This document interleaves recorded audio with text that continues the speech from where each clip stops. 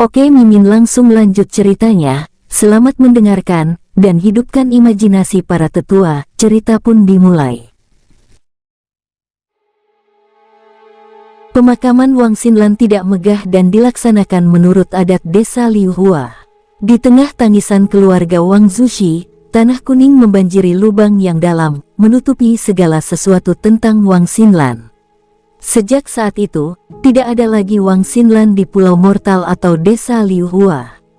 Orang-orang yang paling menderita sakit dan nyeri dalam masalah ini seharusnya adalah Wang Zushi dan istrinya.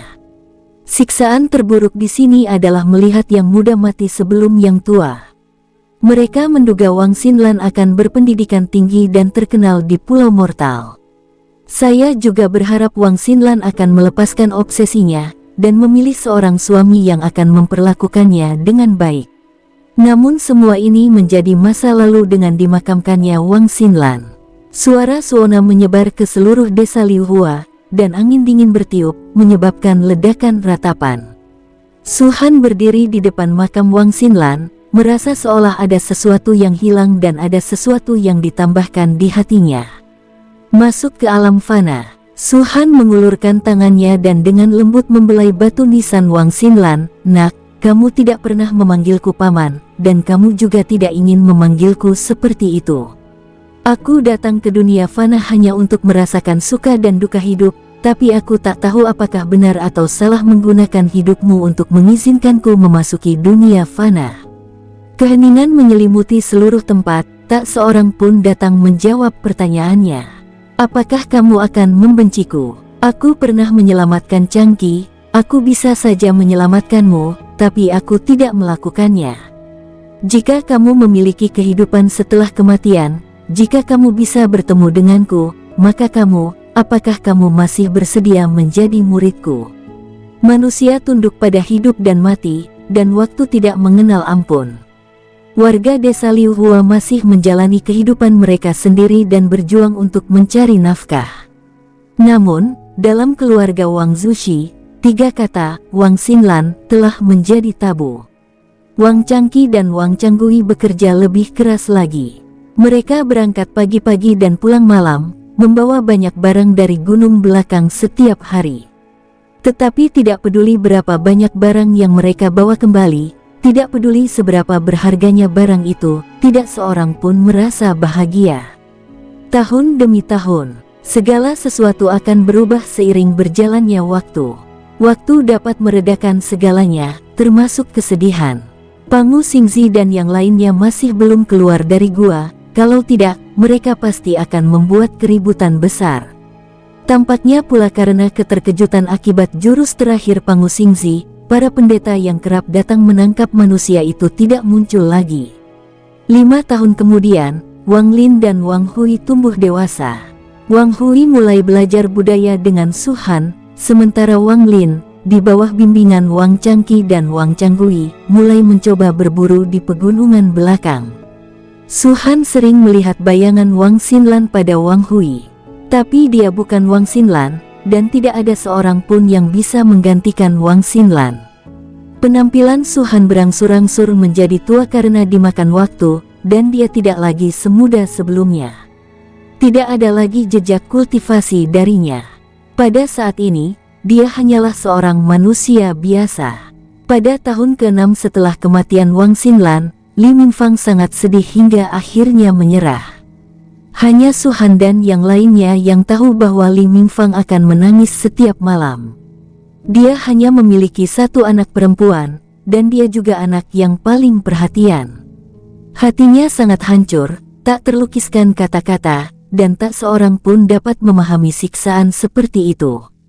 Baginya, kematian tampaknya menjadi cara terbaik untuk menghilangkan rasa sakit ini. Setelah kematian Li Mingfang, Su Han dapat dengan jelas merasakan bahwa Wang Zushi semakin tua dan rapuh dari hari ke hari. Mantan kepala keluarga juga meninggal 5 bulan setelah kematian Li Mingfang. Pada akhir tahun, saya berusia 57 tahun. Wang Changqi dan Wang Changgui tampaknya telah kehilangan jiwa mereka dan menangis dengan menyayat hati. Orang sering mengatakan bahwa tanpa orang tua, tidak ada rumah. Mereka sudah menjadi orang tua, tapi di mata orang tuanya, mereka tetap saja anak-anak. Kematian Li Mingfang dan Wang Zushi secara berturut-turut merupakan pukulan yang lebih besar bagi mereka dibandingkan Wang Xinlan. Untungnya, Su Han masih ada di sana. Pada malam hari, Wang Changqi menemukan Su Han, dan keduanya duduk di pintu, menatap langit dengan tenang. Tuan Su, mereka semua mengatakan bahwa setelah orang mati, mereka akan berubah menjadi bintang di langit. Wang Changqi sedikit gemetar dan berkata, katakan padaku, bintang manakah yang merupakan ayah, ibu, dan saudara perempuanku? Mereka adalah yang paling cemerlang di matamu, kata Su Han. Wang Changqi terdiam. Su Han menepuk bahunya dengan lembut, menangislah jika kau mau. Tuan Su, saya sudah tidak punya orang tua lagi, saya bukan anak kecil lagi. Air mata Wang Changqi menggenang, membasahi wajahnya dalam sekejap. Mereka bekerja keras sepanjang hidup mereka dan hampir saja menjalani kehidupan yang baik, tapi mereka pergi begitu saja. Aku tak bisa terima ini, aku tak bisa terima ini. Orang-orang pada akhirnya harus tumbuh dewasa. Su Han menghela napas pelan, kamu juga punya anak, kamu harus kuat, setidaknya di hati mereka, kamu adalah pendukung terbesar mereka. Wang Changqi tidak berkata apa-apa, mengambil minuman keras di sampingnya dan meminumnya dalam tegukan besar. Kadar alkoholnya terlalu tinggi, dan tak lama kemudian Wang Changqi terjatuh. Bu, ibu di sini. Kita makan daging lagi hari ini. Hehe, mantap. Bu, kapan menurutmu aku akan dewasa? Ayah, jangan khawatir, aku akan kuat. Aku dan adikku akan menjadi pilar keluarga ini. Jangan pergi, aku membeli banyak barang untukmu, lihatlah dulu. Ayah, ibu, aku merindukan kalian, Changqi merindukan kalian. Pria yang kuat itu kini telah berubah menjadi anak kecil yang kesakitan dan tak berdaya. Su Han menatapnya lama sekali, dan akhirnya, sambil bergumam pada dirinya sendiri, dia membantunya berdiri dan berjalan menuju rumah. Di dalam lubang hitam, sudah seharian, dan masih belum ada yang ditemukan. Pangu Xingzi mengerutkan kening, berpikir dalam hati, bahkan mereka yang berada di tingkat dewa surgawi pun bisa masuk. Tempat ini tidak membatasi tingkat kultivasi apapun. Dan menurut pengalaman sebelumnya, ketika cahaya ilahi 9 warna muncul, pasti ada harta karun. Karena pintu masuknya terbuka, pasti tidak ada apa-apa di sini. Melihat sekelilingnya, dia melihat keturunan King Shen, Yundi dan yang lainnya juga tengah menjelajahi daerah sekitarnya. Makhluk surgawi seperti peri liuli sesekali melirik Pangu Xingzi, seolah-olah dia sedang waspada terhadapnya. Haha, ras manusia. Dia mencibir dalam hatinya, tetapi tampak tenang di permukaan. Dengan 3 harta lagi, aku bisa membuka pintu itu. Hampir sampai, hampir sampai. Dia tidak tahu bahwa apa yang dilihatnya sebagai hari, sebenarnya telah berlangsung hampir 10 tahun di dunia luar. Tempat ini terisolasi dari semua komunikasi dan tampak seperti dunia lain. Ye Liuchen dan lainnya, keturunan Dewa Hijau dan Kaisar Awan, juga tidak tahu. Hari ini, ada peristiwa bahagia di desa Liuhua. Putra Wang Changgui, Wang Lin, akan menikah. Selama bertahun-tahun, desa Liuhua semakin membaik, dan telah sepenuhnya memasuki level desa kecil. Wanita yang dinikahi Wang Lin adalah wanita dari Nakamura. Dibandingkan dengan Nakamura, Xia Qiyun masih sedikit tertinggal. Istri Wang Lin, bernama Song Yu, adalah seorang wanita dari keluarga terkemuka. Jika kita benar-benar berbicara tentang latar belakang keluarga, keduanya dapat dikatakan tidak cocok. Setelah kontak singkat, semua orang dapat melihat bahwa Song Yu memiliki kepribadian yang aneh dan agak kejam. Meskipun dia menikah dengan Wang Lin, dia jelas tidak terlalu peduli dengan keluarga Wang Lin, termasuk Su Han.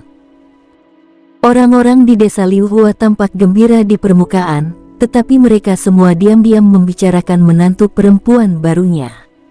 Dan kehidupan selanjutnya memang terverifikasi. Semua uang yang diperoleh Wang Lin, Song Yu diam-diam dikirim ke rumah orang tuanya, dan sangat sedikit yang diberikan kepada Wang Changgui dan Zhang Wei. Wang Lin tampak sangat takut pada istrinya. Meskipun tahu istrinya memperlakukan orang tuanya dengan buruk, ia tidak banyak bicara. Sebagai orang tua, meskipun Wang Changgui dan Zhang Wei tidak bahagia dalam hati, mereka tetap menyambut menantu perempuan mereka dengan senyuman. Apa yang paling mereka takutkan adalah Wang Lin akan dimarahi Song Yu karena mereka. Wang Changgui sering menemui Su Han, dan maksud tersiratnya adalah ia berharap Su Han tidak tersinggung. Namun, kesabaran semacam ini membuat Song Yu semakin agresif. Awalnya dia melakukan beberapa hal yang berlebihan, tetapi hanya secara sembunyi-sembunyi. Tetapi ketika Wang Changgui bertambah tua dan tidak lagi cocok untuk berburu, dia pun berbalik menentangnya. Setiap kali Wang Lin tidak ada di rumah, dia akan melontarkan komentar-komentar sinis tentang Wang Changgui dan istrinya. Wang Changgui masih bisa mentolerirnya, tetapi Zhang Wei begitu marah hingga dia sempat pingsan karena marah. Song Yu memiliki seorang adik laki-laki bernama Song Guo, yang bukan orang yang serius. Dia sering membawa sekelompok orang ke desa Liu Hua untuk memamerkan kekuatannya. Faktanya, semua orang tahu bahwa inilah yang dikatakan Song Yu ketika dia kembali ke rumah. Jadi Song Guo membawa orang ke desa Liu Hua untuk membantu saudara perempuannya membangun otoritasnya. Wang Changgui sangat marah mengenai hal ini sehingga dia tidak dapat menahan diri untuk berbicara dengan Wang Lin beberapa kali. Tetapi putranya sama sekali tidak punya tulang punggung. Tidak ada gunanya mengatakan apapun. Su Han tidak peduli.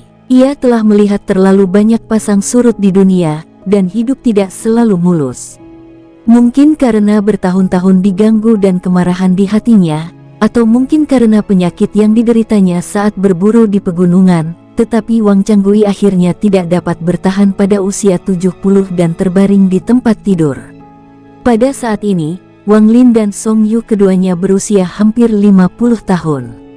Su Han telah memasuki usia 60-an, kepalanya penuh rambut putih, tubuhnya bungkuk, dan sangat kurus. Sejak Song Yu menikah dengan keluarga Wang menjadi kacau dan tidak ada lagi kedamaian seperti masa lalu. Warga desa Liu Hua juga secara bertahap mulai menjauhkan diri dari keluarga Wang. Mereka teringat akan kebaikan hati Wang Changgui dan Wang Changqi dan kerap mengirimkan sejumlah makanan dan kebutuhan sehari-hari. Namun Song Yu terlalu kuat dan kakaknya terlalu sombong, sehingga pada akhirnya tak seorang pun mau memprovokasi mereka. Sebagai paman kedua, Wang Changqi marah, tetapi dia tidak banyak bicara. Begitulah, hari-hari terasa semakin berat, hingga kini dia sudah terbiasa. Orang tua sialan, mengapa kau ada di sini lagi?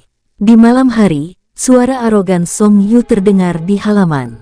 Aku akan mengambil air. Su Han tersenyum lembut. Setelah puluhan tahun menjalani kehidupan fana, sifat-sifatnya tampak lebih halus, dan dibandingkan saat ia menjadi kultivator, ia tampak jauh lebih lembut. Kamu mau ambil air apa? Kok bisa minum sebanyak itu? Bukankah kita baru saja mengambil air kemarin? Song Yu meletakkan tangannya di pinggang, tampak seperti tikus tanah. Aku pakai air mandi kemarin, jadi aku ambil lagi hari ini, kata Su Han. Mandi, haha, itu hampir membuatku tertawa terbahak-bahak. Kamu sudah tua sekali, dan masih mandi seharian. Song Yu menghampiri Su Han dan berkata, dasar mesum tua, kau pikir aku tidak tahu apa yang kau pikirkan? Kau hanya ingin datang dan mengintipku sedang mandi. Kau tahu aku mandi jam segini setiap hari, jadi kau datang ke sini, kan? Wang Lin benar-benar pecundang, dia benar-benar begitu menyukai orang sepertimu. Dia buta. Bukankah kamu selalu mandi di malam hari? Tanya Su Han. Hei, kamu bahkan tahu kapan aku mandi. Kamu pasti sering mengintipku. Raut wajah Song Yu berubah, dan tiba-tiba ia terduduk di tanah. Cepat, siapa? Orang tua ini benar-benar tidak jujur. Dia datang untuk mengintipku mandi lagi. Adakah yang bisa menghentikannya? Bagaimana mungkin orang seperti itu tinggal di sini? Kepolosanku, kesucianku, kau benar-benar menindasku, wanita baik-baik, seperti ini, aku tidak ingin hidup lagi. Su Han mengerutkan kening, mendesah dalam hatinya, berbalik dan pergi. Namun suara Song Yu terlalu keras, dan akhirnya menarik perhatian banyak orang. Wang Changqi ada di antara mereka. "Cukup," dia tiba-tiba berteriak, membuat Song Yu takut. "Dasar jalang bau, tidak tahu malu, aku sudah mentolerirmu selama bertahun-tahun. Apa katamu?" Song Yu tiba-tiba berdiri seolah ekornya diinjak. "Coba katakan lagi. Beginikah caramu bersikap sebagai paman kedua? Keponakan iparmu diganggu, dan kau mengabaikannya, tapi kau malah datang untuk menyusahkanku. Apa ada keadilan di dunia ini? Orang tua sialan ini ayahmu, kenapa kau harus melindunginya seperti ini?" "Sial, hari ini aku..." Wang Changqi sangat marah. Namun Su Han mengulurkan tangan dan menahannya. "Lupakan saja. Tuan Su, saya..." Wang Changqi ingin mengatakan sesuatu, tetapi saat melihat tatapan Su Han, dia menelan kembali kata-katanya. Dosa apa yang telah dilakukan keluarga Wangku hingga harus menerima wanita terkutuk ini? Wang Changqi menggertakkan giginya. Orang-orang di sekitar berbicara diam-diam, tetapi mereka semua menyalahkan Song Yu. Setelah bertahun-tahun, semua orang tahu seperti apa Song Yu. Su Han telah memberikan kontribusi besar bagi desa Liu Hua dan belum pernah menikah seumur hidupnya. Ia sangat dihormati di desa. Hanya orang bodoh yang akan percaya apa yang dikatakan Song Yu. Saat malam tiba, Wang Lin menyeret tubuhnya yang lelah ke Su Han. Awalnya mereka tinggal di halaman yang sama, tetapi tidak lama setelah Song Yu tiba, dia mengusir Su Han. Jika tidak, Su Han tidak akan pergi ke rumah Wang Lin untuk mengambil air. Sebenarnya, Su Han juga mengerti bahwa di mata Song Yu, dia hanyalah orang luar. Apapun yang telah dia lakukan di masa lalu, itu tidak ada hubungannya dengan Song Yu. Ia merasa bahwa dengan satu orang lagi, lebih banyak makanan yang harus dimakan dan lebih banyak orang yang harus dilayani. Bagaimana ia bisa menerima hal itu? Dunia ini luas dan ada berbagai macam orang. Marah karena hal ini hanya akan memperburuk hubungan. "Kakek Su, maafkan aku." Wang Lin menundukkan kepalanya dan berlutut di depan Su Han. "Bangun." Su Han membantunya berdiri dan berkata dengan lembut, "Bagaimana panenmu hari ini? Apa kau terluka?" Mata Wang Lin langsung memerah dan air mata mengalir tak terkendali. Ia mengingatnya dengan jelas. Setiap hari sepulang berburu, kakek Su akan menanyakan pertanyaan ini. Sudah menjadi kebiasaan, seperti halnya makan dan minum. "Pa." Wang Lin mengayunkan tangannya dengan keras dan menampar wajahnya sendiri. "Maafkan aku, kakek Su, maafkan aku. Aku pantas mati. Aku bukan manusia. Aku binatang. Aku telah mengecewakanmu. Aku telah mengecewakan semua orang. Maafkan aku benar-benar minta maaf." Su Han segera menghentikan Wang Lin dan memarahinya, "Apa yang kau lakukan? Ini bukan masalah besar. Tidak perlu melakukan ini. Hentikan." Wang Lin berdiri di sana sambil menangis. Setiap orang punya gaya hidup dan sifatnya masing-masing. Ini mungkin hanya kesalahpahaman. Jangan terlalu menyalahkan diri sendiri, bujuk Su Han. Dia menganggap Wang Lin sebagai cucunya sendiri dan melakukan apa yang seharusnya dilakukan seorang kakek. "Baiklah, aku baik-baik saja. Kamu bisa kembali dulu." Su Han tersenyum lagi. Wang Lin enggan pergi, seolah-olah dia ingin mengatakan sesuatu tetapi tidak tahu bagaimana memulainya. "Ada apa? Apa ada yang lain?" tanya Su Han. "Kakek Su, aku..." Wang Lin mengangkat kepalanya dan menatap Su Han. "Aku ingin menceraikan Song Yu." "Apa?" Ekspresi Su Han berubah, dan dia langsung berkata, "Sama sekali tidak. Itu tidak perlu hanya karena masalah sekecil ini. Tapi dia sudah keterlaluan. Aku benar-benar tidak tahan." Wang Lin menggertakkan giginya. Su Han mendesah pelan, "Wang Lin, umurmu sudah 48 tahun ini, kan? Kamu punya seorang putra. Bertahun-tahun telah berlalu, dan kamu sudah terbiasa dengan segalanya. Kita akhiri saja, oke?" Su Han tahu bahwa Wang Lin hanya berbicara dalam keadaan marah. Jika dia benar-benar ingin bercerai, dia akan menceraikan Song Yu dari dulu. Yang terpenting, adik Song Yu, Song Guo, tampaknya telah membuat namanya dikenal di luar. Ia dikelilingi semakin banyak orang, dan pengaruhnya semakin besar. Jika Wang Lin benar-benar berani menceraikan Song Yu, siapa yang tahu apa yang akan dilakukan Song Guo? Justru karena keberadaan negara Song Yu berani bersikap tidak bermoral. Tetapi, tidak banyak. Su Han menyela Wang Lin dan berkata, jalani hidupmu dengan baik. Gunung di belakangmu sangat besar dan ada banyak hal berharga. Setidaknya kamu tidak perlu khawatir tentang makanan dan minuman. Mengerti? Jadi begitu. Wang Lin menarik napas dalam-dalam dan menatap Su Han. Kakek Su, ada satu hal lagi yang ingin kutanyakan padamu. Katakan, kata Su Han sambil tersenyum. Mulai sekarang, bisakah kau tidak datang ke rumahku lagi? Kata Wang Lin hati-hati. Senyum di wajah Su Han membeku. Ternyata semua yang sebelumnya hanyalah omong kosong, tujuan sebenarnya ada di sini. Melihat wajah Wang Lin yang penuh keluhan, Su Han tiba-tiba ingin tertawa. Dia mengira Wang Lin benar-benar datang untuk bertobat dan meminta maaf. Kupikir aku bisa membaca isi hati orang, tapi toh, aku tidak akan pernah bisa membaca isi hati orang. Su Han menertawakan dirinya sendiri. Penyerahan diri tanpa syarat Wang Lin berada di luar pemahaman Su Han. Dan menurut Su Han, alasan dia bisa melakukan ini bukan hanya karena Song Yu, tetapi juga sebagian besar karena dirinya sendiri. Baik, Su Han mengangguk, aku tidak akan pernah pergi ke rumahmu lagi. Benarkah? Terima kasih, kakek Su, terima kasih, kakek Su. Wang Lin menunjukkan ekspresi gembira, tetapi kemudian berubah sedih lagi, kakek Su, tolong jangan salahkan aku, ini benar-benar bukan yang aku inginkan. Kakek tahu kepribadian Song Yu. Dia bisa membuat keributan besar untuk hal sekecil apapun. Semua orang di desa tahu itu. Dia tidak punya rasa malu, tapi aku masih punya rasa malu. Aku hanya bisa. Saya mengerti segalanya. Su Han menyela Wang Lin dan berkata, kembalilah. Aku tidak akan ke rumahmu lagi. Jangan khawatir.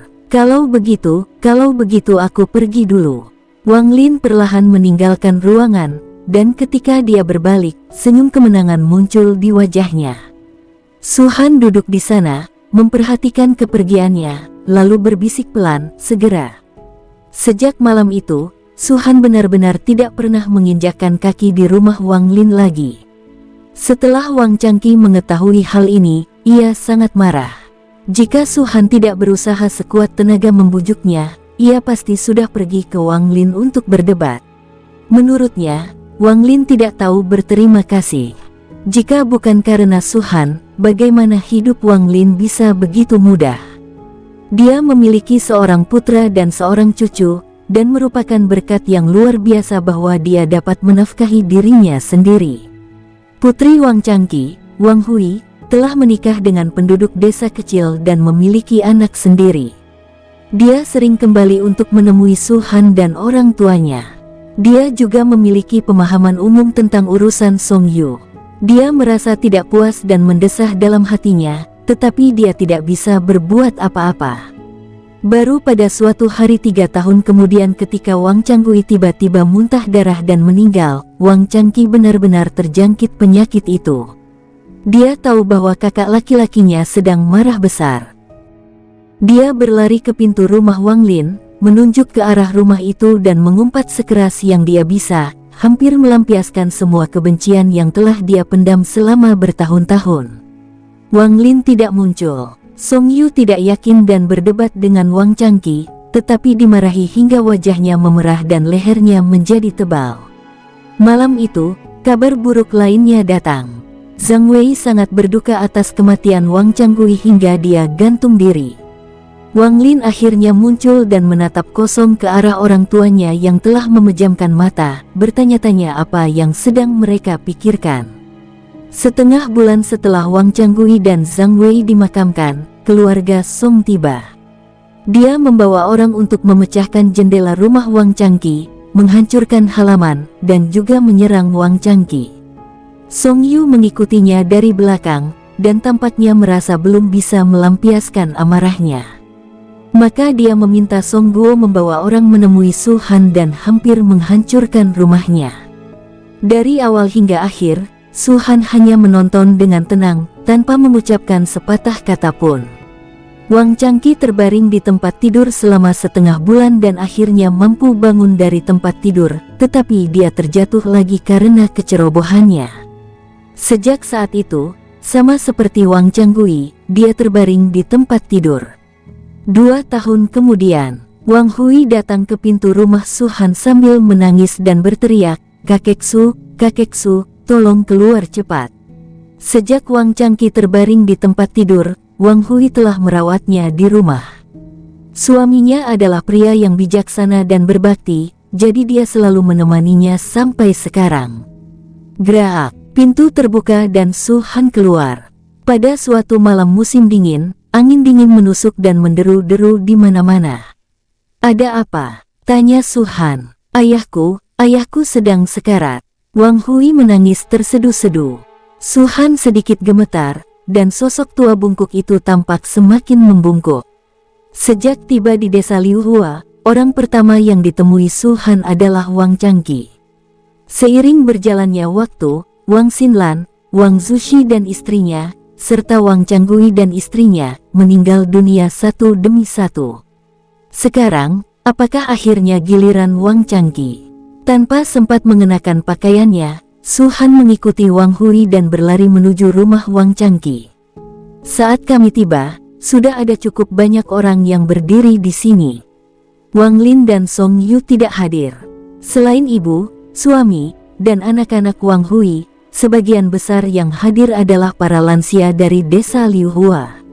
Mereka semua pergi berburu dengan Wang Changqi." Terdengar isak tangis pelan di ruangan itu. Itu suara 2 cucu kecil Wang Changqi. Yang lainnya memandang lelaki tua itu terbaring di tempat tidur dengan ekspresi sakit hati dan penyesalan, lalu tetap diam.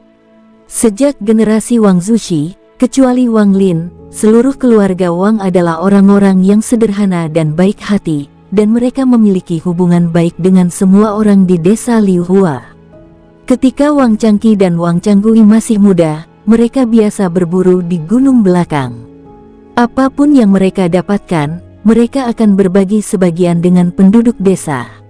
Mereka bukan penyelamat, tetapi mereka adalah pilar desa Liuhua dan telah mengubah lingkungan kehidupan seluruh desa Liuhua.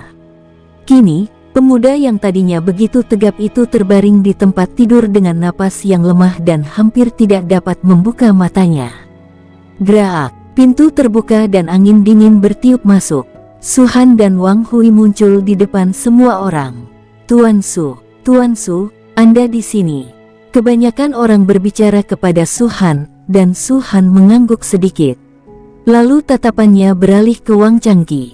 "Saya samar-samar ingat, saat pertama kali bertemu dengannya, Wang Changqi sangat kurus, jelas karena kurang makan. Kemudian, Su Han mengajarinya seni bela diri, memanah, dan berburu. Seiring membaiknya kehidupan, tubuh Wang Changqi menjadi lebih kuat dan lebih bertenaga. Tetapi saat ini, dia tampak sangat tua, dengan bintik-bintik penuaan di seluruh wajahnya, rambutnya beruban, dan janggut panjang. "Tuan Su, silakan duduk." Wang Hui memindahkan kursi. "Kalian pergi ke kamar tamu dulu," kata Su Han. Semua orang mengangguk dan mundur. Wang Changqi sepertinya merasakan kedatangan Su Han. Ia berusaha keras membuka matanya, dan senyum paksa muncul di bibirnya yang pecah-pecah. "Tuan Su, Anda di sini." Su Han mengangguk dan tersenyum. "Ada apa? Apa kamu merasa tidak nyaman?" "Sedikit." Wang Changqi ingin duduk, tetapi dia tidak bisa melakukannya sama sekali.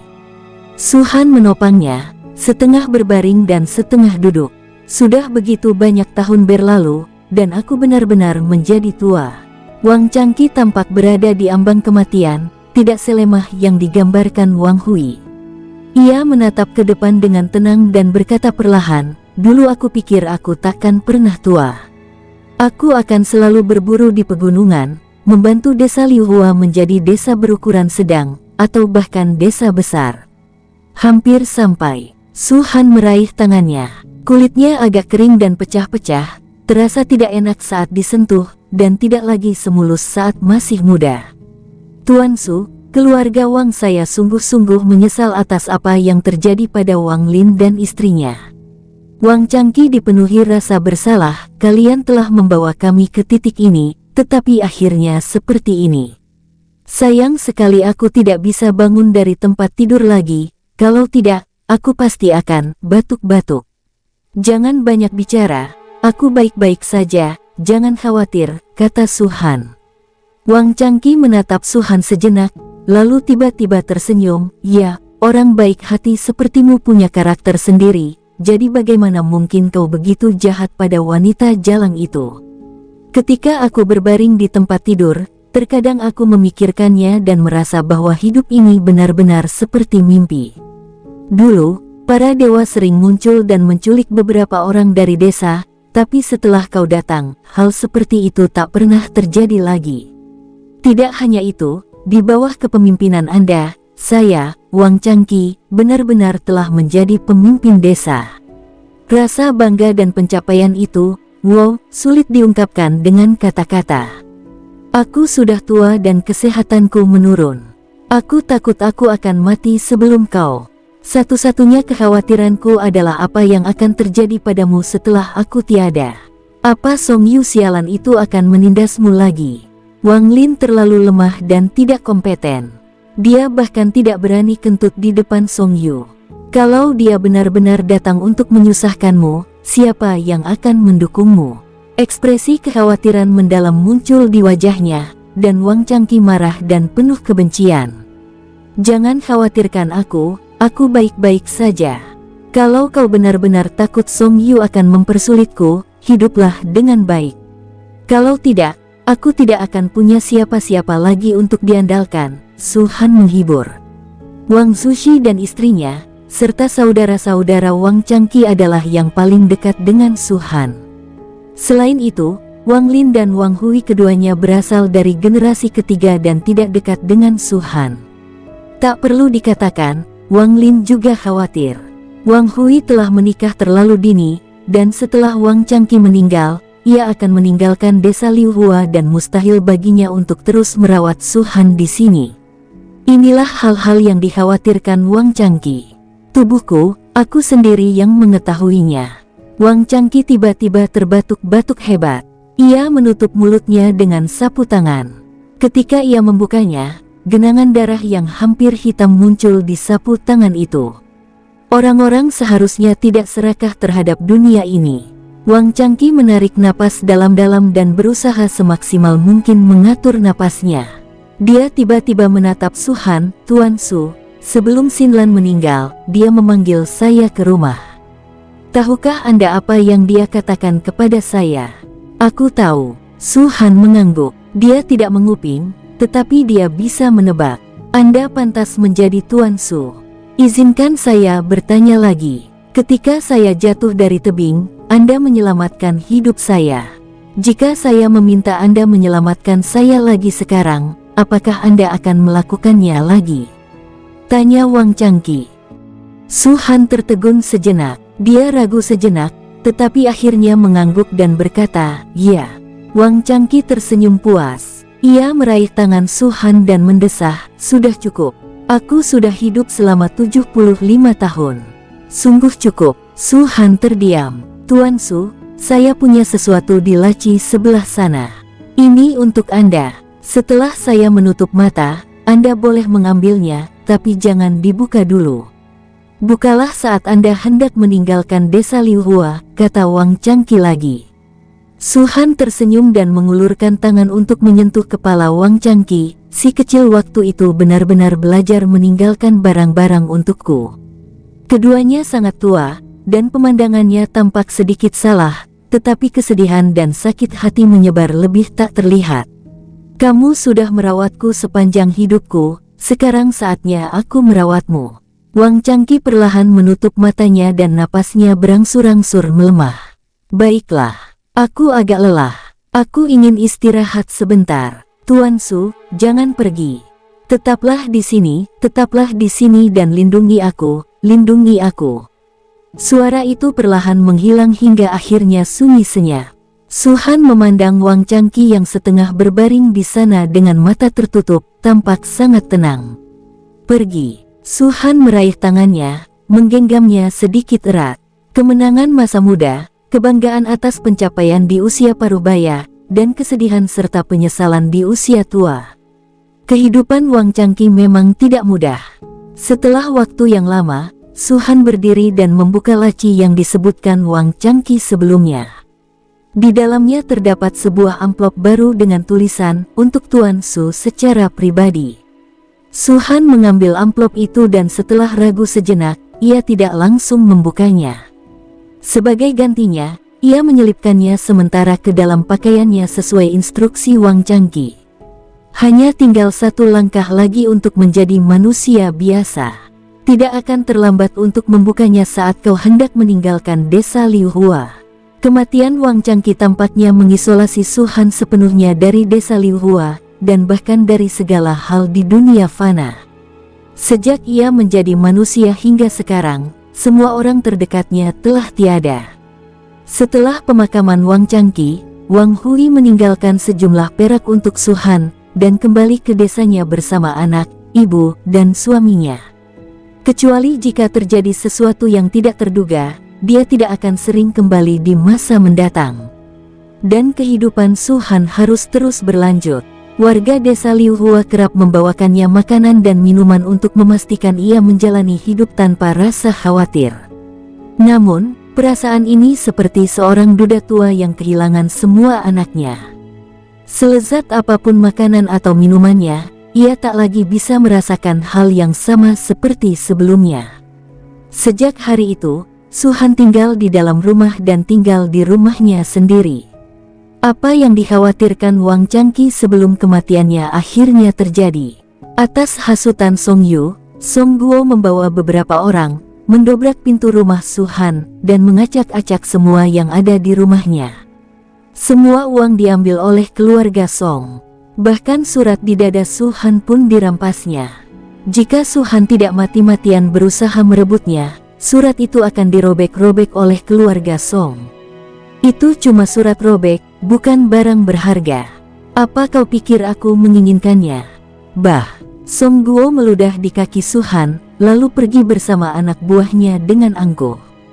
Wang Lin tidak datang mengunjungi Su-han, dan bahkan orang lain di desa Liu Hua tidak berani memasuki rumah Su-han. Meskipun mereka akan mengirim makanan, mereka melakukannya secara diam-diam, karena takut keluarga Song akan mengetahuinya dan berpikir bahwa mereka memiliki hubungan dekat dengan Su-han dan akan dirampok oleh keluarga Song. Tidak seorang pun bersedia memperbaiki pintu Su-han. Saat itu cuaca sangat dingin, dan Su-han meringkuk di tempat tidur, menggigil terus-menerus. Dalam situasi ini, seiring berjalannya waktu, seluruh kekuatan Su-han lenyap, dan dia bahkan tidak bisa bangun dari tempat tidur untuk mengambil makanan. Banyak orang di desa Liu Hua tahu bahwa Tuan Su mungkin sedang sekarat. Lagi pula, makanan di depan pintunya belum disentuh selama 7 hari. Namun, menurut mereka, lebih baik Tuan Su mati. Ia tidak perlu lagi menanggung siksaan dari Song Yu, si cerewet, dan tidak perlu lagi merepotkan orang untuk mengantarkan makanan kepadanya setiap hari. Hingga suatu hari, Su-han tiba-tiba terbangun dan melihat Wang Hui dengan mata merah berdiri di depannya. Selain Wang Hui, masih ada beberapa orang lainnya yaitu Wang Xinlan, Wang Changqi, Wang Changgui, Wang Zushi, dan Li Mingfang. Mereka berdiri di sampingnya, menatapnya sambil tersenyum, tetapi tidak mengatakan sepatah kata pun. Sosok Su-han sedikit gemetar, dan dia tersenyum. Semua orang ada di sini. Kakek Su, maaf aku terlambat. Wang Hui menangis terseduh-seduh. Sebelum ayahku meninggal, dia berpesan agar aku menjagamu, tapi... Oke, ada banyak hal di dunia ini, kelahiran, usia tua, penyakit dan kematian. Semua itu permanen. Tak perlu menyalahkan diri sendiri, ucap Su-han menghibur. Semakin dia melakukan ini, semakin bersalah pula perasaan Wang Hui. Su-han telah merawat Wang Changqi dan Wang Hui sejak dia masih kecil. Namun pada akhirnya, Wang Hui secara tidak sadar merasa bahwa Su-han telah menjadi beban. Selalu seperti ini ketika Anda menjadi tua. Seperti kata pepatah, saya lebih suka menjadi anak-anak selama 10 tahun daripada menjadi saudara seumur hidup. Artinya, saya lebih baik menjadi anak-anak selama 10 kehidupan daripada menjadi orang tua selama 1 kehidupan. Ini sepenuhnya benar. Maafkan aku, maafkan aku. Melihat sosok Su-han yang bungkuk terbaring di tempat tidur, Wang Hui menangis dan berlutut di depan Su-han. Baiklah, bangun. Napas Su-han sedikit lemah, seperti Wang Xinlan dan Wang Changqi di awal. Wang Hui tahu bahwa kakek Su, yang dihormatinya sejak kecil, akan segera bersatu kembali dengan ayah dan pamannya. Namun, semakin hal ini terjadi, semakin enggan dia jadinya. Aku hanya merawatnya sebentar, melayaninya sebentar, mengapa aku harus menganggap kakek Su sebagai beban? Jika dia bisa melakukannya lagi, Wang Hui bersumpah bahwa dia pasti akan membawa Su-han bersamanya saat dia meninggalkan desa Liuhua. Huyer. Suara Su-han mulai menjadi serak. Di matanya, Wang Zushi, Wang Changqi dan yang lainnya telah mengulurkan tangan kepadanya dan mengangguk sedikit. Kakek Su, aku mendengarkanmu. Wang Hui menyeka air matanya. Jaga ibumu baik-baik, dia orang baik. Ketika Wang Hui mendengar ini, dia merasa seolah ada sesuatu yang menghalangi dadanya dan napasnya agak sulit. Kakek Su, maafkan aku. Aku, Wang Hui, maafkan aku. Setelah aku meninggal, kau hanya perlu berbaring di tempat tidur selama 3 hari. Tidak perlu menyiapkan pemakaman untukku. Mengerti? Tanya Su-han lagi. Wang Hui tidak mengerti maksud Su-han dan menatapnya dengan linglung. Saat dia mati, dia terlahir kembali. Itulah akhir transformasi Su-han menjadi manusia biasa, dan juga kata-kata terakhir yang diucapkannya sebagai manusia biasa. Dia tersenyum, matanya perlahan menutup, dan napasnya semakin lembut. Kakek Su, Wang Hui berbicara dengan gemetar dan tak percaya. Dia dengan lembut mengulurkan tangannya dan meletakkannya di depan hidung Su-han, dan akhirnya seluruh tubuhnya membeku. Kakek Su, baik manusia biasa maupun kultivator, tampaknya setiap orang hidup untuk orang lain sepanjang hidupnya. Seperti Su-han, dia menyaksikan keluarga Wang Zushi sebagai penonton, dari kemakmuran yang berangsur-angsur hingga kemunculan Song Yu, yang menghancurkan kemakmuran ini. Dia menyaksikan Wang Changqi dan Wang Changgui tumbuh dewasa dan juga menyaksikan mereka tumbuh tua. Bukankah itu sama untuk semua orang? Mereka menyaksikan orang tua mereka bertambah tua dan anak-anak mereka tumbuh dewasa, dan lebih dari 90% dari semua yang mereka lakukan adalah untuk orang lain. Namun kita harus mengakui bahwa setiap orang mempunyai dunia yang menjadi miliknya sendiri di dalam hatinya, dan dialah protagonis dunia ini. Su-han meninggal dunia pada usia 80 tahun. Jika waktu yang dihabiskan untuk 2 kegagalan sebelumnya ditambahkan, dibutuhkan waktu 100 tahun penuh untuk menjadi manusia biasa kali ini. Sebelum kematiannya, Su-han meminta Wang Hui untuk tidak mengadakan pemakaman. Wang Hui bingung harus berbuat apa. Semua orang di desa Liuhua mendengar berita kematian Su-han dan berkumpul untuk mengantarnya pergi. Bagi desa Liuhua saat ini, Su-han adalah penolong bagi semuanya. Namun, apa yang tidak diharapkan siapapun adalah 3 hari kemudian, mereka tiba di rumah Su-han dengan pakaian berkabung. Orang tua yang tadinya berbaring di tempat tidur tanpa mengeluarkan suara apapun tiba-tiba membuka matanya. Adegan ini membuat semua orang takut. Mereka semua menatap dengan mata terbelalak pada lelaki tua yang telah hidup kembali. Di bawah tatapan mereka, perubahan mulai terjadi pada tubuh lelaki tua itu. Tampak oleh mata telanjang bahwa kerutan di wajahnya cepat menghilang, rambut putihnya berangsur-angsur menghitam, dan bentuk tubuhnya yang awalnya bungkuk makin lama makin tegak. Sesaat kemudian, seorang pemuda yang tidak tampan tetapi sangat tampan muncul di hadapan semua orang. Ini, semua orang terkejut. Mereka tak percaya apa yang terjadi di depan mata mereka. Kalau bukan karena aura ramah pria ini, mereka mungkin sudah lari ketakutan. Semua orang yang hadir, termasuk beberapa tetua desa Liu Hua dan Ibu Wang Hui, Chen, tiba-tiba teringat sesuatu. Mereka dulunya berasal dari generasi yang sama dengan Su Han. Chen tiba beberapa saat kemudian dan hanya mendengarnya dari Wang Changqi, tetapi para tetua di desa Liu Hua melihatnya dengan mata kepala sendiri. Mereka mengatakan bahwa dewa telah turun dan ingin menangkap orang-orang dari desa, tetapi dihentikan oleh Su Han. Terlebih lagi, karena kejadian itu, Su Han terluka parah. Konon, kultivasinya pun hancur, dan ia pun menjadi manusia biasa seperti mereka. Melihat kejadian ini pada saat ini, semua lelaki tua itu teringat kejadian puluhan tahun yang lalu. Mereka tidak akan mengira bahwa Su Han adalah hantu, tetapi memiliki pemahaman yang berbeda. Tuan Su, seorang lelaki tua berbicara, menatap Su Han, dan bergumam pada dirinya sendiri. Setelah keterkejutan awal, dia menerimanya dengan tenang. Dia tahu bahwa Su Han bukanlah hantu dan kultivasinya sebenarnya tidak hancur. Tuan Su di depannya masih seorang dewa. Selain orang tua itu, Wang Hui dan Chen juga menatap Su Han dengan tatapan kosong. Dalam kehidupan ini, itu adalah akhir dan awal. Su Han menarik napas dalam-dalam dan tiba-tiba mengangkat kepalanya. Bush! Saat dia mengangkat kepalanya, suara gemuruh yang mengerikan datang dari kehampaan, bagaikan guntur yang tak berujung. Cuaca yang awalnya suram kini tersibak oleh awan gelap, dan cahaya keemasan bersinar terang di seluruh desa Liu Hua. Kekuatan tak kasat mata dari langit dan bumi muncul di depan mata Su Han, dan hanya dia yang bisa melihatnya.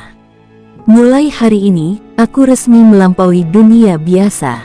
Mata Su Han berbinar. Dia mengangkat kaki kanannya dan melangkah maju. Dengan langkah ini, sosoknya tiba-tiba menghilang, dan ketika dia muncul kembali, dia sudah tiba di kehampaan. Semua orang di desa Liu Hua berlari keluar dan menatap sosok seperti titik hitam yang berdiri di kehampaan. Mulut mereka terbuka lebar karena takjub. Pada saat ini, seluruh tubuh Su Han bermandikan kekuatan langit dan bumi. Yang mengejutkannya adalah bahwa kekuatan langit dan bumi setelah menjadi manusia tidak dikendalikan olehnya, tetapi memasuki tubuh Su Han dengan sendirinya, seolah-olah dipenuhi oleh pikirannya sendiri. 8 tubuh asli Su Han semuanya keluar dari rantai pembuka jiwa 9 ekstrim. Dan saat pertama kekuatan langit dan bumi mengalir ke tubuh Su Han, ia memadatkan tubuh asli yang hancur. Kecepatan kondensasi ini mengerikan. Baik kekuatan kultivasi maupun kekuatan fisik meningkat pada kecepatan mengerikan yang tak terlukiskan saat ini. Alam fana, alam spiritual, negeri dongeng, dan kemudian ke alam dewa sesaat kemudian. Tingkat kultivasi puncak alam dewa sejati dipulihkan pada Su Han dalam sekejap mata. Seolah-olah dia tidak pernah kehilangan jati dirinya yang asli. Dan ini baru permulaan. Wung! Langit dan bumi berdengung, berubah menjadi pelangi panjang yang mengamuk ke segala arah. Tekanan tak berujung melonjak, belum lagi pulau mortal, bahkan 7 area utama dan 4 prefektur dapat merasakannya dengan jelas. Di istana Pangeran Yun, Dewa Petir kuno tiba-tiba mengangkat kepalanya dan melihat ke arah Pulau Fana. Setelah 100 tahun, kamu akhirnya berhasil menjadi manusia.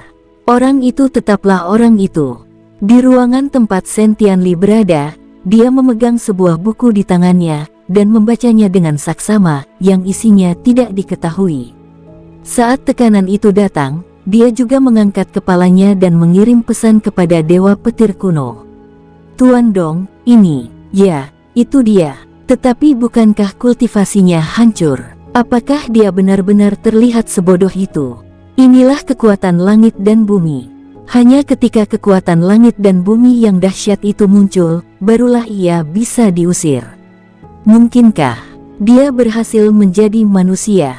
Di Baihua Mansion, Su Sue memejamkan matanya rapat-rapat, aura di tubuhnya menderu, dan tampak seperti dia akan menerobos kapan saja.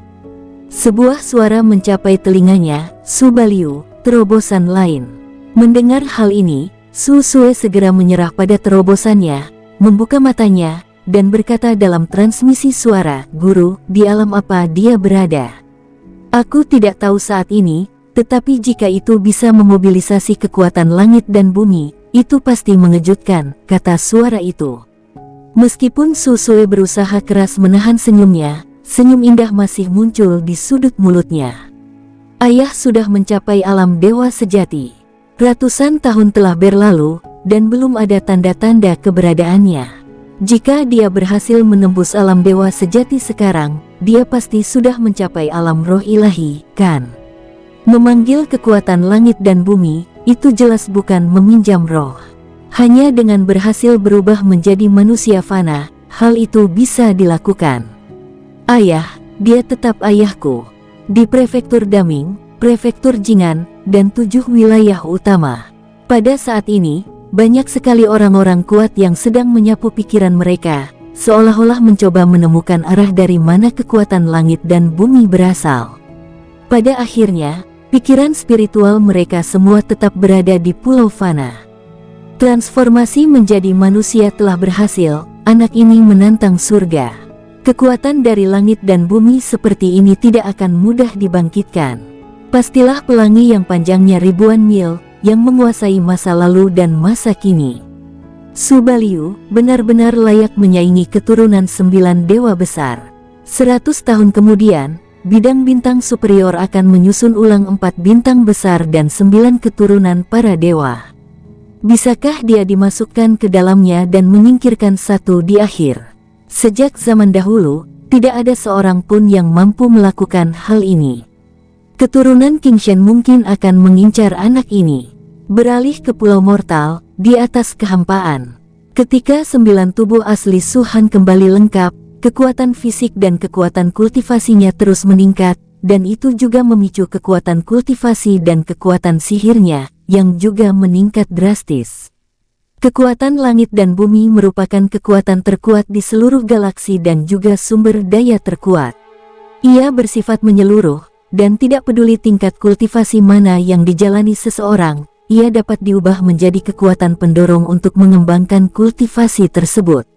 Faktanya, menurut niat awal Suhan, jika dia bisa mengendalikan kekuatan langit dan bumi kali ini, dia secara alami berencana untuk menggunakannya pada bayangan tertinggi 5 warna terlebih dahulu.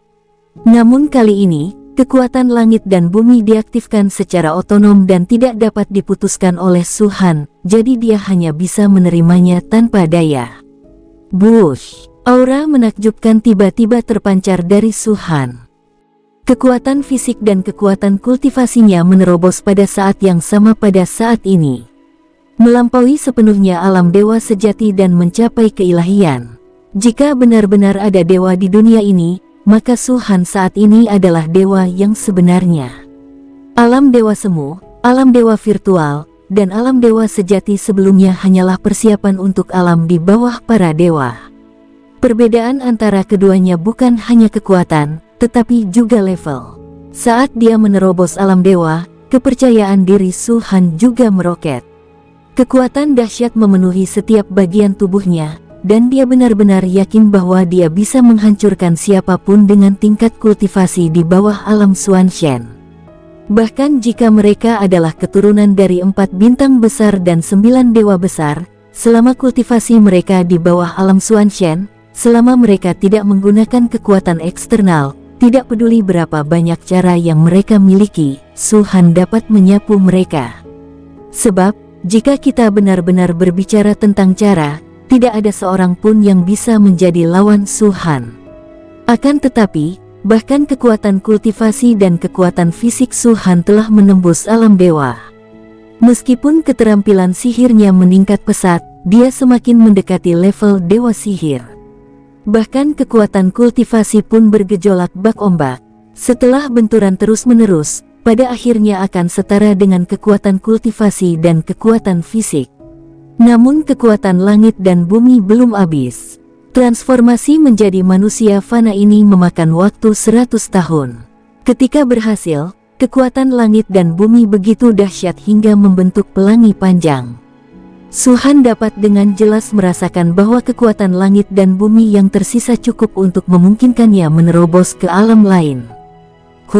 Su-han menarik napas dalam-dalam lagi, wajahnya agak merah, menampakkan kegembiraan yang sudah lama tidak ditunjukkannya. Dulu, kekuatan kultivasi dan kekuatan fisikku setara, tetapi kekuatan kultivasi dan kekuatan sihirku selalu tertinggal. Fondasi semua kekuatanku hampir seluruhnya didasarkan pada kultivasi seni bela diri dan kultivasi fisikku. Tapi saat ini, kultivasiku telah berkembang pesat, dan kemampuan sihirku juga telah mencapai keseimbangan. Ini setara dengan 4 tingkat kultivasi utamaku yang sepenuhnya seimbang.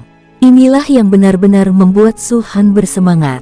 Keempat kultivasi utamanya sepenuhnya seimbang, artinya begitu dia mengintegrasikannya, kekuatannya akan meningkat lagi hingga batas kekuatan tempur komprehensifnya. Bagi siapapun, mengintegrasikan berbagai tingkatan kultivasi adalah hal yang paling sulit dan mustahil untuk dilakukan. Namun secara kebetulan, ketika Su-han menyatukan 4 asal-muasal, ia juga menyatukan 4 tingkat kultivasi, dan bahkan membentuk baju zirah dewa kultivasi. Dibandingkan dengan yang lain, yang mesti dipikirkan bukanlah bagaimana memadukan keempat tingkatan kultivasi, melainkan bagaimana menjaga keseimbangan di antara keempat tingkatan tersebut. Hanya dengan menjaga keseimbangan dia dapat mengeluarkan kekuatan terkuat yang dimilikinya. Saat kekuatan langit dan bumi terus mengalir ke tubuhnya, Su-han menggabungkan 4 tingkat utama kultivasi tanpa ragu-ragu. Tidak ada halangan sedikit pun, seakan-akan sudah ada sejak kita lahir. Pada saat 4 kultivasi utama bergabung, kekuatan yang sudah sangat menakutkan di tubuh Su-han tiba-tiba meningkat lagi. Tidak dapat dijelaskan dengan kata-kata, hanya Su-han sendiri yang dapat merasakannya secara mendalam. Bagi yang lain, tidak masalah, tapi aku punya pengalaman di kehidupan sebelumnya dan tahu kekuatan tempur masing-masing alam. Jadi, aku juga bisa menilai level orang kuat mana yang bisa kulawan saat ini. Mata Su-han berbinar. Jika, sebelum 4 tingkat utama kultivasi diintegrasikan, dia dapat menghancurkan alam ilahi manapun dan dapat melawan alam dewa misterius bintang 1. Pada saat itu, dia dapat dengan mudah membunuh seorang kultivator alam Xuanxian bintang 1, dan bahkan jika dia bertarung melawan seorang kultivator alam Xuanxian bintang 2, dia tidak akan terkalahkan.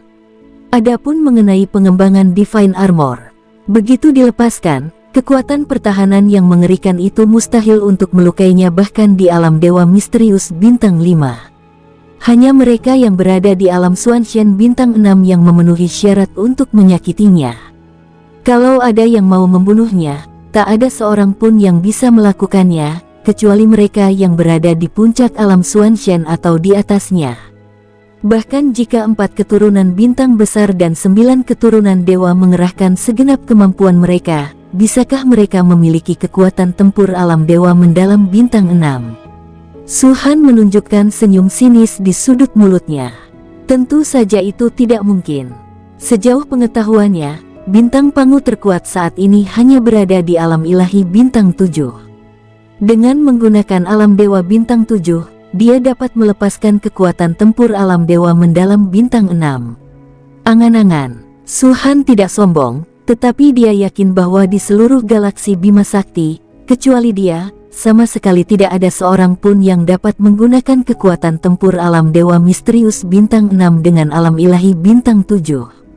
Dengan kata lain, jika dia benar-benar bertarung melawan 4 bintang besar dan 9 keturunan para dewa, bahkan jika dia tidak menang, setidaknya dia tidak akan terkalahkan. Dibandingkan dengan cincin Sumeru Putra Suci, 100 tahun itu lama, tetapi manfaat yang diperoleh setelah berhasil berubah menjadi manusia juga sangat besar. Su-han menghela napas lega. Kekuatan langit dan bumi bekerja sendiri, memungkinkan keempat tingkat utama kultivasi menjaga keseimbangan dan kemudian terus meningkat. Jika Su-han ingin melakukan ini sendiri, dia tidak tahu berapa banyak waktu dan sumber daya yang dibutuhkan. Bintang di antara alisnya berkedip-kedip, dan pada saat terobosan, 7 bintang merah tua asli secara bertahap bergabung menjadi satu dan akhirnya menjadi satu. Warna bintang juga berubah dari merah tua menjadi hijau muda. Pada saat ini, Kekuatan tak kasat mata dari langit dan bumi masih mengalir deras ke tubuh Su-han. Alam Dewa Bintang 1 yang baru saja menerobos meningkat pesat lagi. Tubuh dimurnikan, dan keterampilan bela diri meningkat pesat. Ranah kekuatan kultivasi sudah sama dengan tubuh dan keterampilan bela diri. Hanya kemampuan sihirnya saja yang berbeda, tetapi namanya saja yang berbeda, tetapi kekuatan umumnya tetap sama. Seiring berjalannya waktu, Su-han dapat merasakan bahwa kekuatan langit dan bumi yang awalnya ganas perlahan-lahan melambat. Dan semua tingkatan kultivasinya telah mencapai batasnya. Saat kekuatan langit dan bumi benar-benar lenyap, tubuh Su-han bergetar hebat.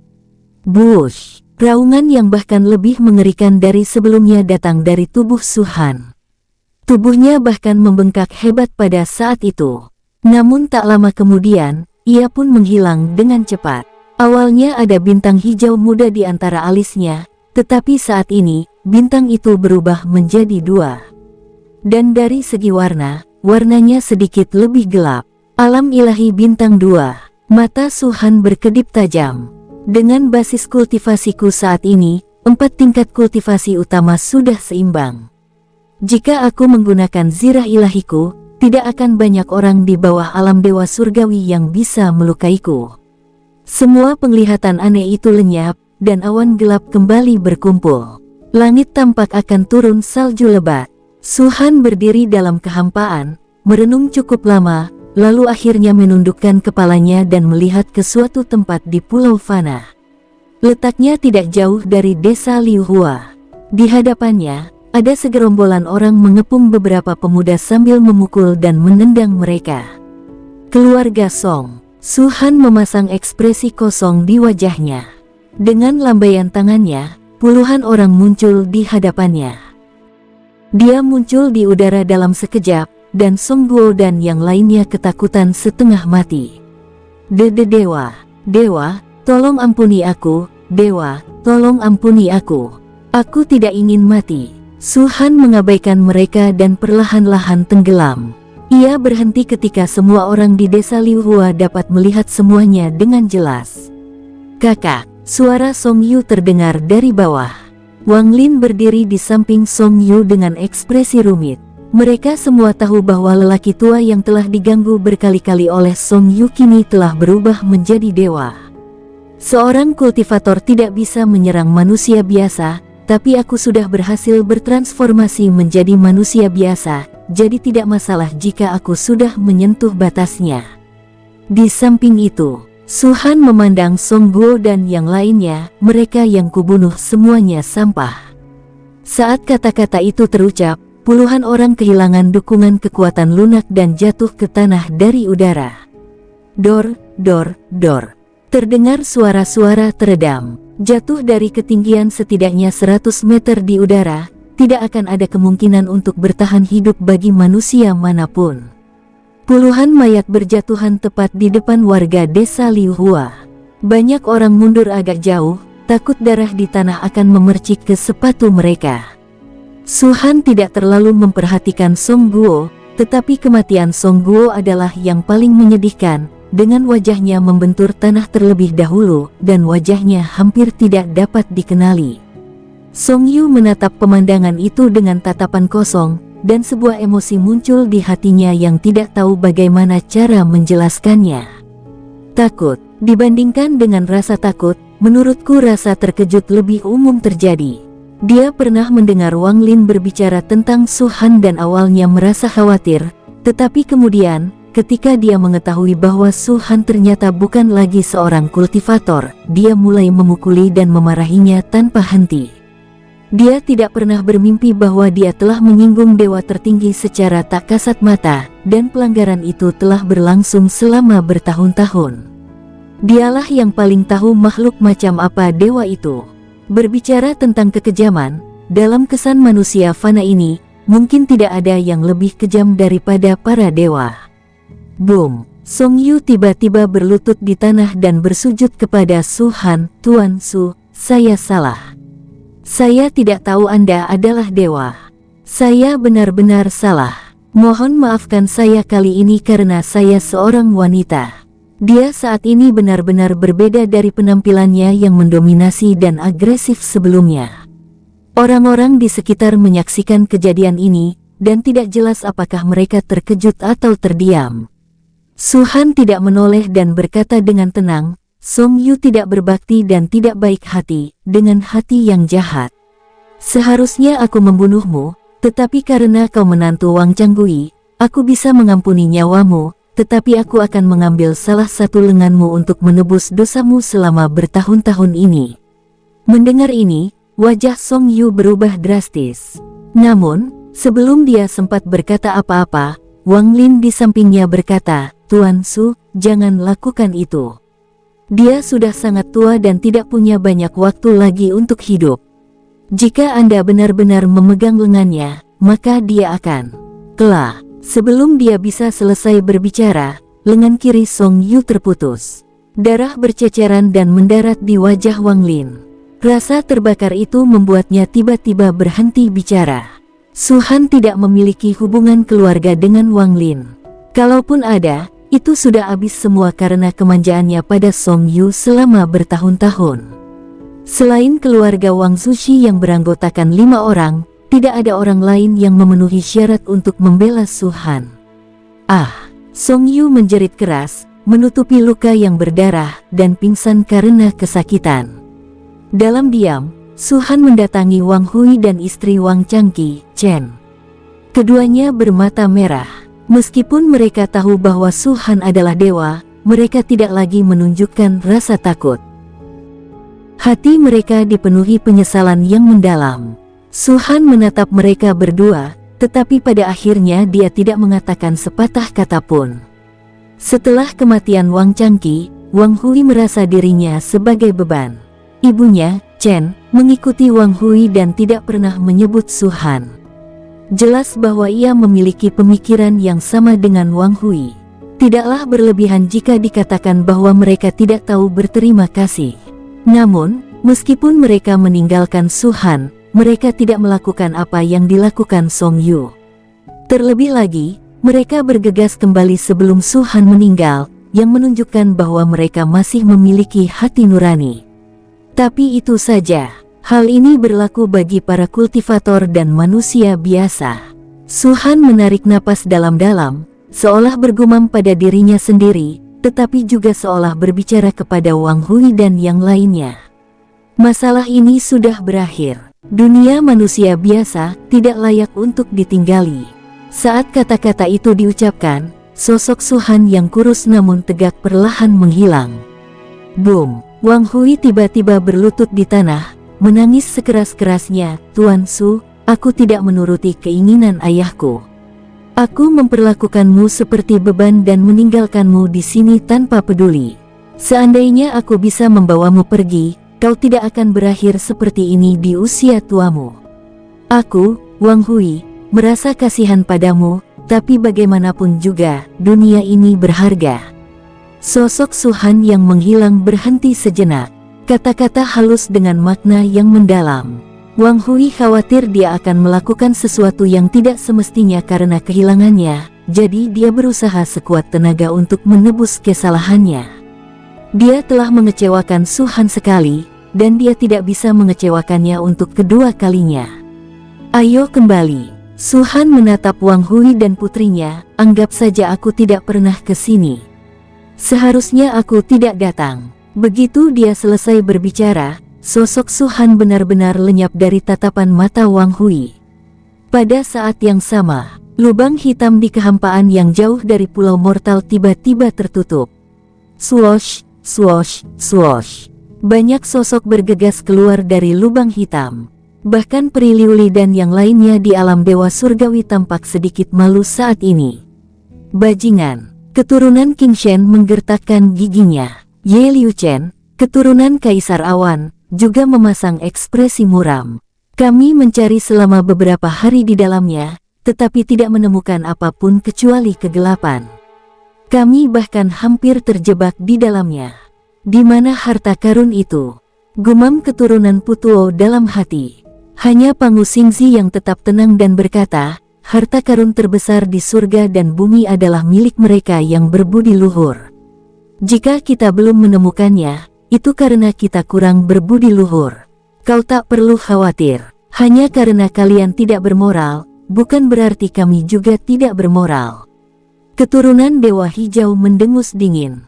Pangu Xingzi hendak mengatakan sesuatu, tetapi tampaknya merasakan sesuatu dan tiba-tiba mendongak ke kejauhan.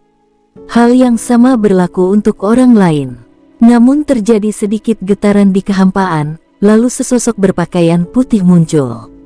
Itu kamu. Setelah melihat orang ini dengan jelas, orang pertama yang terkejut sebenarnya adalah Peri Liuli. Semuanya, apa kabar? Kata Suhan sambil tersenyum tipis. Kultivasimu sudah pulih. Peri Liuli mengerutkan kening. Dia menatap dua bintang hijau muda di antara alis Suhan dengan tak percaya. Dia ingat dengan jelas bahwa dia telah mengambil tindakan untuk menghancurkan kultivasi Suhan, membuangnya ke dunia fana, dan mengubahnya menjadi orang biasa. Meskipun nyawa Suhan terselamatkan saat itu, hal itu tak lagi berarti. Manusia biasa, seperti semut, tak bisa menjadi ancaman bagi mereka. Tapi sekarang, tingkat kultivasinya, yang awalnya berada di puncak alam dewa sejati, tidak hanya pulih, tetapi juga menembus 2 tingkat dan mencapai alam dewa bintang 2. Apakah orang-orang dari istana Pangeran Yun memulihkan kultivasimu? Ekspresi Peri Liuli berubah dingin.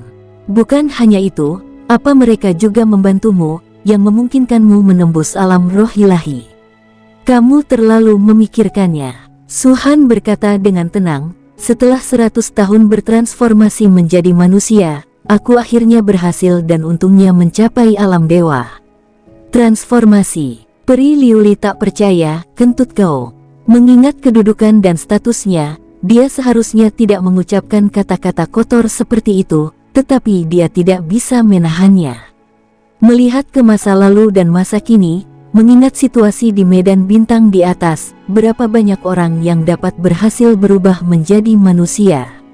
Sebelum Pulau Mortal muncul, tidak ada yang namanya menjadi fana. Ini tidak ada hubungannya dengan bakat. Di antara sekian banyak jenius, hanya sedikit yang berhasil berubah menjadi roh jika mereka benar-benar memiliki ketekunan dan pemahaman. Kebanyakan jenius sedang mengembangkan diri. Bagi mereka, lebih baik meminjam jiwa daripada mengubahnya, yang hanya membuang-buang waktu. Bersambung. Sampai jumpa di episode berikutnya. Semoga kalian semua terhibur. Terima kasih, bye-bye.